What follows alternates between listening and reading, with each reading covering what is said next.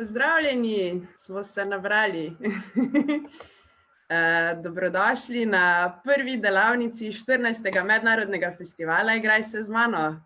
Me veseli, da vas vidim v takem številu in bi besedo kar predala naši prvi delavničarki Ajdi. Jaz sem Ajda Petek, delam na Fakulteti za družbene vede in sicer na projektu Safe.si. To je točka osveščanja o varni rabi interneta. Jaz mislim, da nas poznate. Ste mogoče že na šoli imeli kakšno našo delavnico. No, danes bomo imeli pa eno tako internetno delavnico o varni rabi interneta s kvizom. Upam, da vam bo všeč. Najprej bi vam pa samo rada pokazala našo spletno stran www.safe.si. Res vam svetujem, da si pridete pogledat. Imamo res obilico nasvetov o varni rabi interneta, pa tudi zanimive videe, risanke, pobarvanke, kvize, teste, veliko zanimivih stvari za pogledati. Lahko se nam pa tudi pridružite, če ste mogoče na Facebooku ali pa na YouTubeu, na Instagramu, Snapchatu, ne vem, zdaj čisto točno, koliko ste stari, a ste že 13, da lahko uporabljate ta omrežja. Če ste, potem nas poiščite in spremljajte, boste na tekočem z vsem, kar pripravljamo za vas in kar objavljamo. Ok. In še ena pomembna stvar, na naši spletni strani imamo središče za pomoč.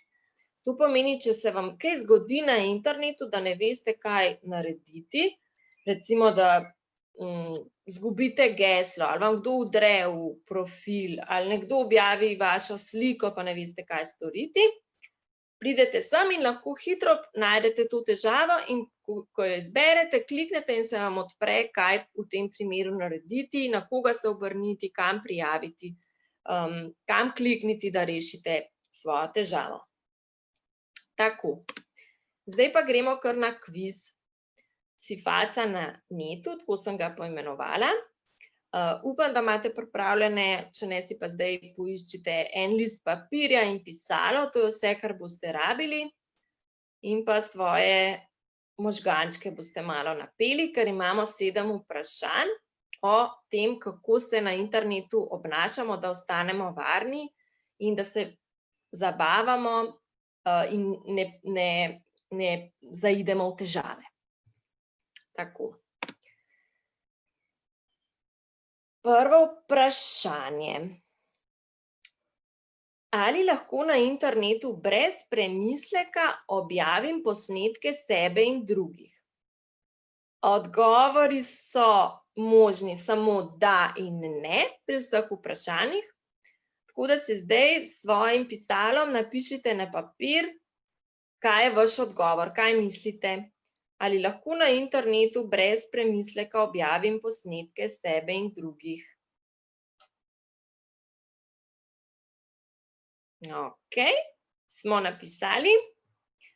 Gremo zdaj pogledati, kaj je pravilen odgovor. Pravilen odgovor je ne.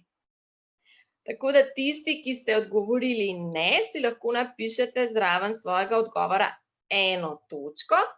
Tisti, ki ste pa odgovorili da, je pa žal odgovor nepravilen in si napišete 0 točk. Ok. Zdaj pa poglejmo, zakaj je to tako. Za vsako sliko in posnetek, ki ga objaviš na internet, je res potrebno dobro premisliti, če želiš, da to vidi kdorkoli. Ker se moramo zavedati, da v bistvu internet je javni prostor, se pravi, na njem je ogromno, milijarde in milijarde uporabnikov, in potencialno lahko stvar, ki jo mi objavimo na internet, vidi kdorkoli. Tako da dobro premislimo, ali nam je nekaj v ponos, nam je všeč, bi radi, da vsi vidijo, potem to objavimo brez skrbi. Če pa mogoče stvar ni najbolj prijetna, ali pa recimo premislimo, ali nam je čisto vseeno, če bi to videla naša učiteljica ali naša babica, babice so danes že vse online, potem bolje, da tega raje ne objavimo. Zdaj tudi neprestano imamo v svojem žepu ali v roki razne mobilne naprave, ki imajo super fotoaparate vključene in veliko snemamo in delamo fotografije. Zdaj, lahko se zgodi, da je poleg nas seveda na sliki še kdo drug. In v tem primeru je pomembno, da vprašaš tistega, ki ga slikaš ali snemaš, če se s tem strinja. In če se ne, seveda posnetka ali slike ne smeš narediti. In potem, če se pa strinja, ga moraš pa še enkrat vprašati, če želiš, da bi pa to sliko ali posnetek zdaj pa še objavil na internet. Ga moraš spet vprašati in spoštovati njegovo odločitev. Če se pač ne strinja, da bi bila njegova slika na internetu, je ne smeš objaviti. Tako. In gremo lahko že na naslednje vprašanje. Ali lahko na internetu objavim ali komu pošljem svojo golo fotografijo? Se pravi sliko brez oblek ali pa v spodnjem perilu, razgaljeno. Ali lahko to pošljem komu ali objavim na internet? Da ali ne? Gremo pogledati, kaj je pravilen odgovor. Pravilen odgovor je ne. Se pravi, tisti, ki ste napisali ne, si lahko napišete eno točko. Tisti, ki ste pa odgovorili z da, pa si žal napišete nič točk, ampak bomo zdaj razložili tako, da boste za naprej vedeli, zakaj je to tako. Ko enkrat nekomu nekaj pošlješ preko interneta, izgubiš nadzor nad tem. S tem, ko ti pošlješ svojo golo fotografijo nekomu, ne moreš več 100% vedeti, kaj bo ta oseba naredila s to fotko. Ti sicer lahko tej osebi zelo zaupaš, ampak nikoli ne veš, mogoče pa se njej ne zdi to nič takega in bo tvojo fotko poslala naprej ali pa celo misli, da je tebi to všeč, če pošlje to naprej ali objavi. Lahko se ji tudi po nesreči zgodi, da mlajša recimo sestrica odpre njen telefon, njegov telefon, vidi sliko in po nesreči klikne na deljenje in se slika razširi. Lahko kdo vdre v telefon, ni zaščiten, pa je pač kakšen zelo namerno vstopi v njega in deli fotografije. Marsikaj se lahko zgodi, ko enkrat svojo fotografijo damo iz svojih rok. Tako da svojih razgaljenih fotk, tudi če si zelo želimo in nas tudi druga oseba zelo prosi, raje ne pošiljati preko interneta ali telefona. Okej, gremo naprej. Ali lahko na internetu delim naprej golo fotografijo, ki sem jo dobil od nekoga drugega? Se pravi, nam je nekdo poslal golo fotografijo svojo, ali jo lahko pošljemo naprej? Da ali ne? Napišite si svoj odgovor, kaj mislite, da je prav, in gremo pogledat. Pravilen odgovor je ne, absolutno ne. Tako da tisti, ki ste odgovorili ne, si napišite eno točko. Tisti, ki pa ste odgovorili da, imate nič točk pri tem vprašanju. In gremo pogledat, zakaj je to tako. To, da vam nekdo pošlje svojo razgaljeno fotografijo, je izraz zaupanja. In s tem, da nekaj to pošljemo naprej, zlorabimo zaupanje te osebe. In ne samo, da zlorabimo zaupanje te osebe, ampak pravzaprav zlorabimo to osebo. Vsakič, ko se ta slika naprej širi in deli, je ta oseba ponovno zlorabljena. Zato intimne posnetke, se pravi, razgaljene gole fotografije, ki jih dobiš, izbriši rajši, da se jim kaj ne zgodi, se ne razširijo naprej in jih v nobenem primeru ne deli. Če bi ta oseba hotela deliti svojo golo fotko, je ne bi poslala samo tebi, ampak bi jo dala na story ali objavila na svojem profilu, ker jo je pa poslala samo tebi, želi, da ostane res samo za tvoje oči. In tukaj pri tem se moramo tudi zavedati, da se s takimi stvarmi ukvarja tudi policija. Tako da storimo kaznivo dejanje, v bistvu že, če posedujemo, se pravi, če imamo na svojem telefonu ali računalniku golo fotografijo nekoga, ki še ni star 18 let. Pri tem morate biti res zelo previdni. In naslednje vprašanje. Ali lahko verjamem vsemu, kar vidim in preberem na internetu? Da ali ne? To je pa zanimivo. Kaj mislite? Je vse res, kar je na internetu? Da ali ne? Ne. Ne, nepravilen odgovor. Lahko si zapišete 1 točko, vsi, ki ste odgovorili ne. Tisti, ki ste odgovorili da, pa 0 točk pri tem vprašanju. Na internetu lahko kdorkoli objavi karkoli. Predstavljajte si, da so to res ogromne množice ljudi, ki vsak dan nekaj pišejo in objavljajo. In nemogoče je, da bi nekdo vse to preverjal, a je to res, ali drži, je laž, je zavajanje, če je ta informacija in tudi slika resnična. Ker veliko je tudi predelanih fotografij, posnetkov in tako naprej. In te informacije se tudi zelo hitro širijo. Tako da tudi, če na neki točki ugotovimo, da ni res, se to širi naprej in je nemogoče zajeziti in ustaviti to širjenje. In potem je tudi težko sploh ugotoviti, kdo je začel z neko informacijo in govorico, tako da se to kot snežna kepa vali naprej in smo lahko hitro zavedeni. Zdaj se najbrž spomnite, da ko smo imeli to koronavirus, epidemijo, je bilo veliko stvari objavljenih o njej na internetu, ki tudi niso bile resnične, o tem, kako se virus širi, ali je nevaren, za koga je nevaren, kako ga lahko dobiš, kako se ga lahko znebiš. Veliko je bilo tudi nekih lažnih informacij in zavajanja glede tega. Zato je zelo pomembno, da smo kritični in dobro premislimo vsem, kar preberemo na internetu. Neka osnova je, da vedno preverimo recimo datum informacije. Pri koronavirusu, na primer, neka stvar, ki so jo objavili marca, zdaj maja sploh več ne drži, ker je bilo že toliko novega razkrito o tem virusu, da enostavno stvari, ki so 2 meseca nazaj bile še objavljene in uradno objavljene, danes nimajo več vrednosti in so v bistvu že zastarele informacije. Vedno tudi preverimo, kdo je vir informacije. Se pravi, če govorimo o koronavirusu, so zanesljive informacije prihajajo s strani zdravnikov, ki se ukvarjajo z virusi, pa Inštituta za javno zdravje, torej teh inštitucij in strokovnjakov, ki se s tem ukvarjajo. Velikokrat vplivajo na zanesljivost informacij tudi čustva tistih, ki te informacije pišejo.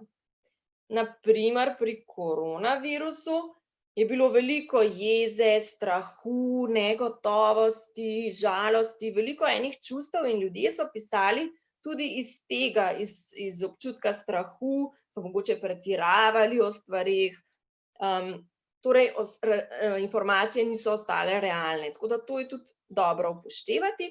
In tudi kakšne motive oziroma namene ima nekdo, ki nekaj objavi. A mogoče reklamira kakšen izdelek z nečem, kar objavi, bo imel neko denarno korist od česa. Torej, vedno moramo imeti v glavi en tak črv dvoma, ki razmišlja, a je to res in preveri informacije, mogoče na več straneh, pri verodostojnih virih. Evo, in smo že pri 5. vprašanju. Ali lahko svoje geslo za e-pošto, družabna omrežja, telefon delim s prijateljem? Da ali ne? Ne. Ne, tako, nepravilen odgovor. Poglejmo, zakaj. Pa še tisti, ki ste odgovorili ne, si lahko napišete 1 točko, tisti, ki ste odgovorili da, pa 0 točk. Zakaj odgovor ne? Ker je geslo kot zobna ščetka. In zobne ščetke tudi ne delimo s svojimi prijatelji in družino. In zakaj je geslo še kot zobna ščetka? Zobne ščetke moramo tudi redno menjati, ne moramo imeti kar celo življenje ene ščetke. Tako je tudi z gesli. Dobro je, da vsake toliko časa zamenjate geslo, zato da če se slučajno razkrije oziroma postane preveč preprosto, ker grejo tehnologije naprej, ga zamenjamo in je potem bolj varno in imamo zaščitene svoje profile.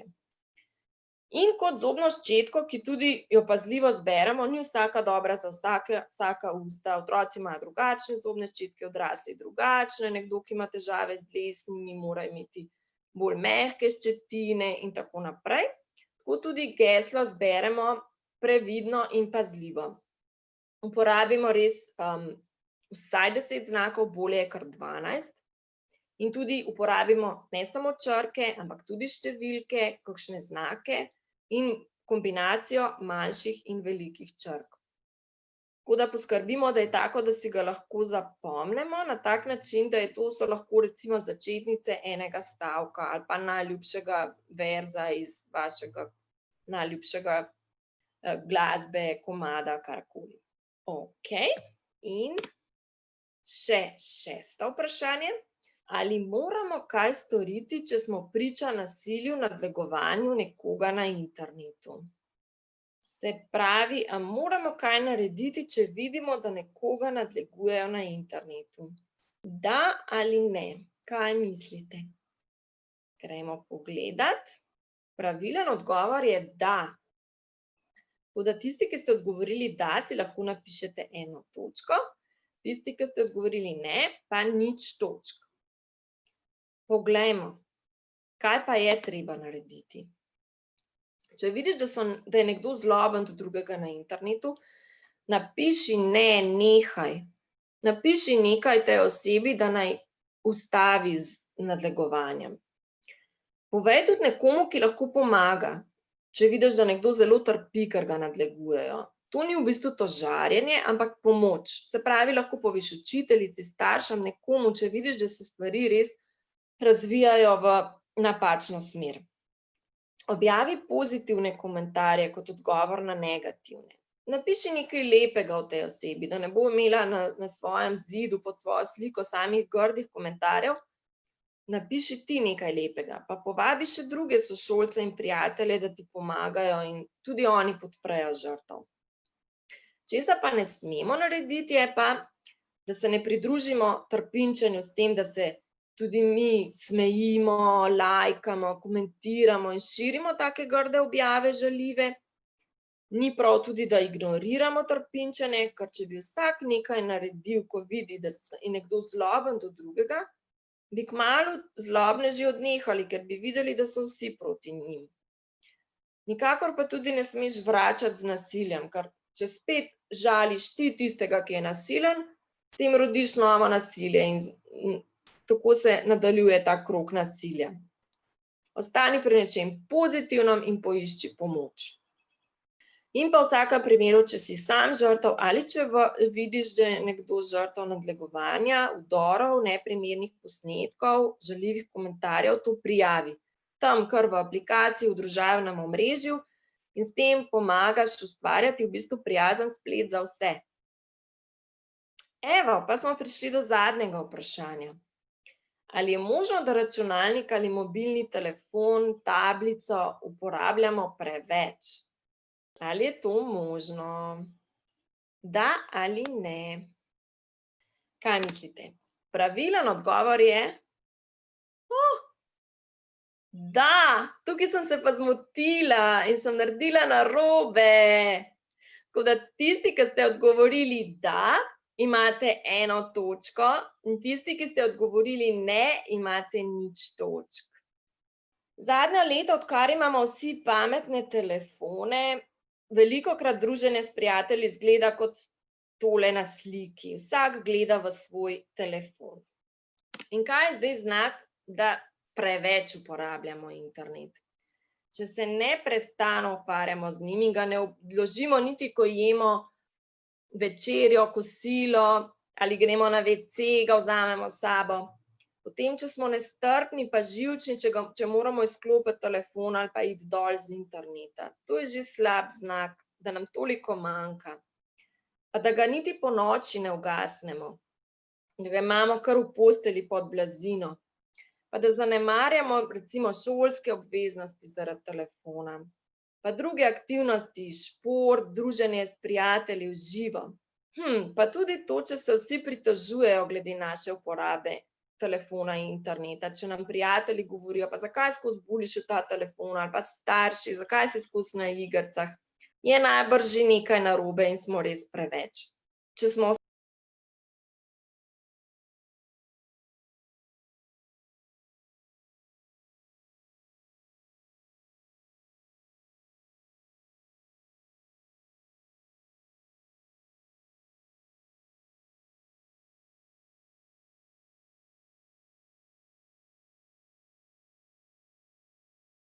in boleč, pa recimo SMS palec, se pravi, če neprestano tipkamo sporočila na Messengerjih.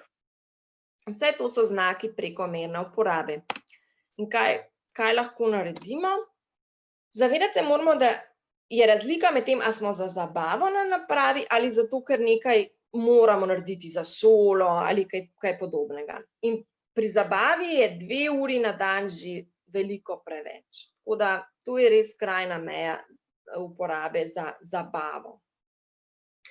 In če pač pretiravamo s tem, je dobro, da si določimo, koliko časa bomo od zdaj naprej preživeli na mobilnem telefonu in potem se res držimo teh pravil. Recimo si rečemo, zdaj grem za 1 uro igrati igrice, ampak potem, ko bo ta ura mimo, grem pa res dol in grem početi nekaj drugega. In točno vem, kaj bom. Potem bom šel pa, ne vem, igrati nogomet ali pa ven s prijateljico.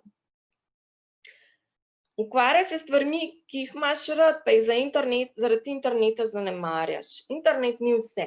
Vzemi si čas in bodi brez naprav zasloni. Jaz mislim, da je to tudi čist fajn, boste videli. Ne zamenjati pravih prijateljev in druženja samo za mobilno in spletno druženje. Dajte se dobiti tudi v živo. Zdaj še posebej, ko je epidemija, se bliža koncu, junija se bomo lahko še več družili.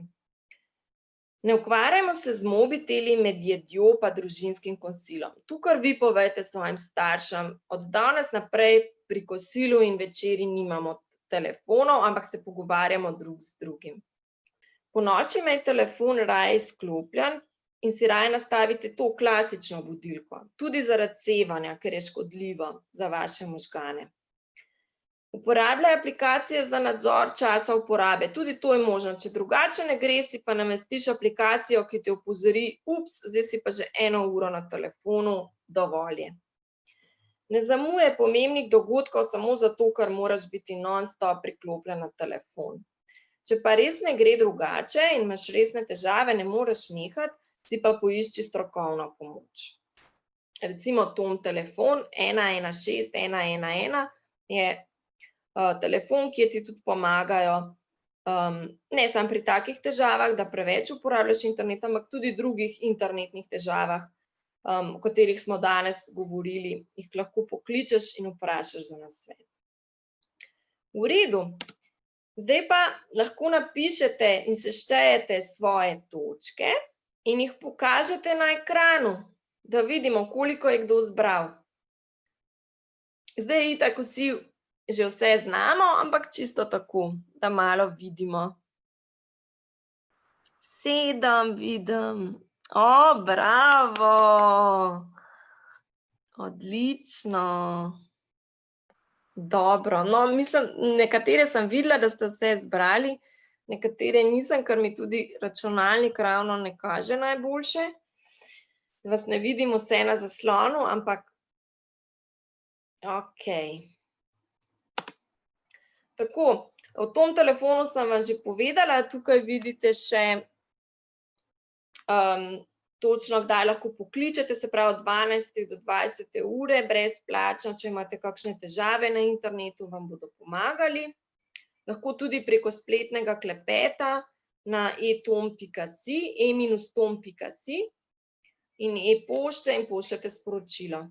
Če pa na internetu naletite na nezakonite vsebine, posnetke spolne zlorabe otrok ali sovražni govor, pa tudi lahko prijavite na www.spletno-oko.si, ki je tudi naš soroden projekt. Tako da to je zdaj z moje strani vse. Najlepša hvala, da ste sodelovali. Obiščite našo spletno stran in upam, da vam je bila delavnica všeč. Ja, Ajda, najlepša hvala tudi z naše strani. za super otvoritev tega festivala.